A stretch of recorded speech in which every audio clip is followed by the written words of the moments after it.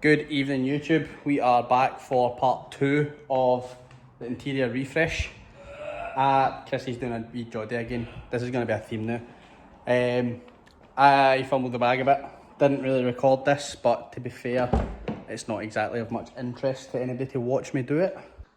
We have Raptor blacked all the interior. It's just a bit more appealing when everything's out. Obviously the car's black, all this was 8N8 blue, not exactly nice to look at. So Raptored all up there. I just satin blacked the parcel shelf. I thought if we get scientific with it, satin black might help a bit with glare in the rear view mirror, which obviously isn't ideal. So hopefully that'll help. I am obviously still wanting to road drive this, so the speakers are out just now, but I'm going to try and see if I can get some trendy 6x9s, if such a thing still exists, and we'll redo the speakers in that, because the stock ones, when you jump between like the BMW and the Lexus, or a Fiesta and the Lexus standard speakers are terrible. But for the next part of the good interior refresh, not be that broken, we received a parcel today. So this is from so the parcel we received today, ordered from Flock King. We've got applicator and 1, 2, 3 bags of material, and then we've got 3 bottles of flocking adhesive and a wee brush. Thankfully I do have bigger brushes because that would take a long time with a wee brush. There's also instructions in here which we will probably end up disregarding because you can find all this stuff on YouTube anyway. So the process, what we'll need to do is, these are the main parts we need to get done because these are all dash related.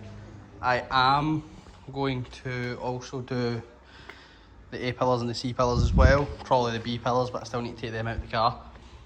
But for now, the main portions so that I can get back to driving this thing are dash, glove box, speedo surround, that's the driver's kick plate kind of area, and the centre console, because we are trying to keep cup holders.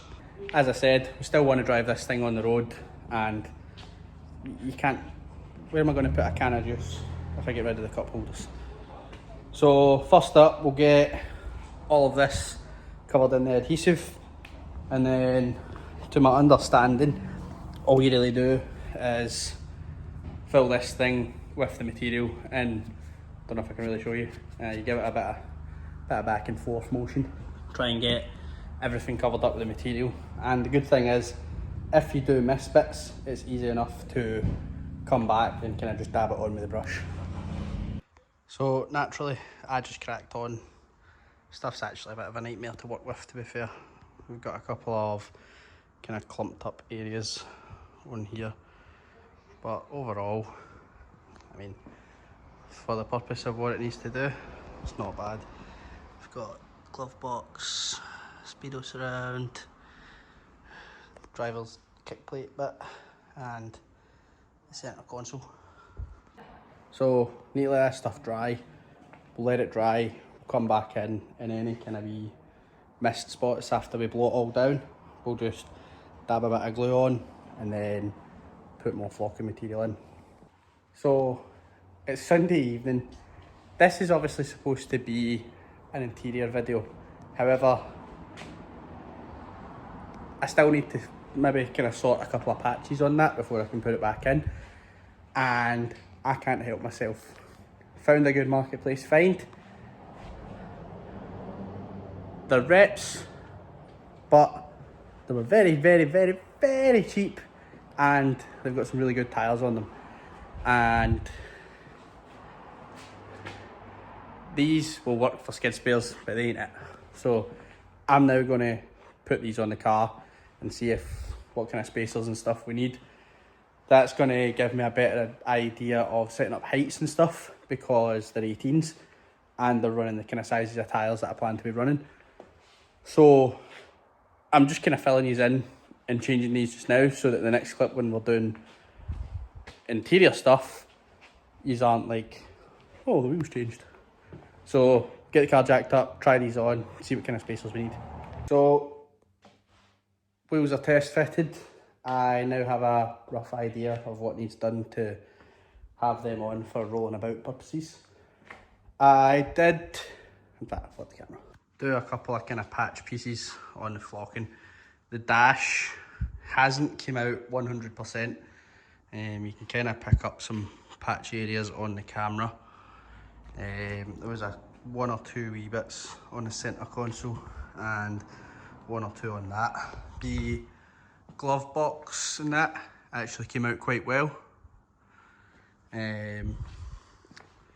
But again, we need to let these dry off, blow it down, see how it is. I'm probably not going any further than how it is now because there is potential of a possible day at Driftland. So I will probably want to get the interior back in ASAP, get the harness back in and put a fire extinguisher in it. I now know on 18s, this is probably going to need raised a bit, unfortunately. It's heartbreaking, but to get it looking right, going to need some spacing, and that will just crunch a wing-it lock. The rear, definitely going to need some big spacers. So the plan is these four wheels will be the skid spares, along with various other wheels that I'll acquire. So that's kind of the spec I'm going to try and base rears off of, other than the other spec of rears that I will build for big dish, kind of look a bit better.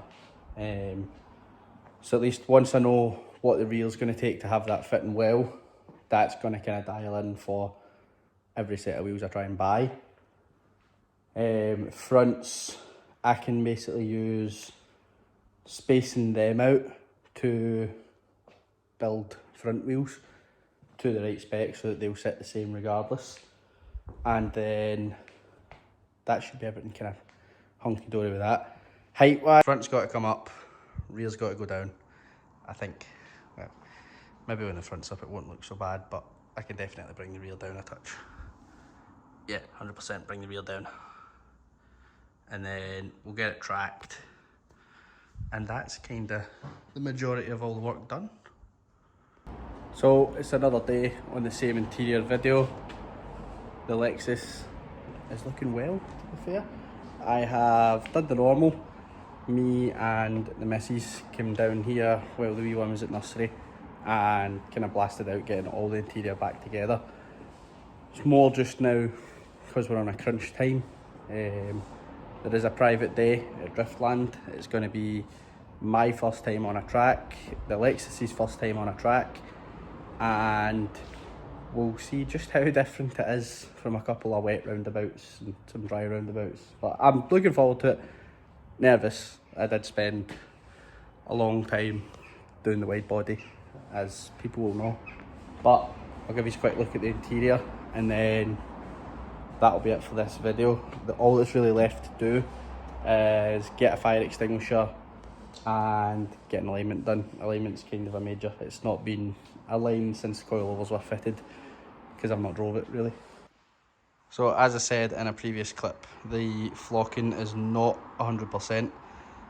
If I paid for it, I'd probably be angry, but that's what's fun about DIY. So obviously, you know, we've got the Motomech seats, the cat harnesses back in. I've only got a driver's one in because I need a harness bar because there's no eyelet clips on the other harness. So I've currently got these just up here because it keeps it at the correct angle, opposed to what you see a lot of people doing, going down here, which is no bueno. Obviously you've seen we got all the interior hammerated, hammerite, not hammerite, we raptored it, God. And then obviously centre console along with the dash has all been flocked. You can see it's rough, but it's better than the sticky dash. You touch that, it's nice, it's soft, it's nice, but touching the sticky dash just leaves you feeling disgusted. So as I said, that'll be that for this video. next video will more than likely be at Driftland, so that will probably be entertaining. I'm more than likely going to have to try and get someone else to film a couple of clips because it's a Tuesday and obviously not a lot of people can get a day off work on a Tuesday, but we will be there. It'll be a laugh. It's probably going to teach me a lot, and I don't know, we'll see. It might be an addiction that takes over. So again, thanks for watching. Keep your eye out. Next video should be a good laugh.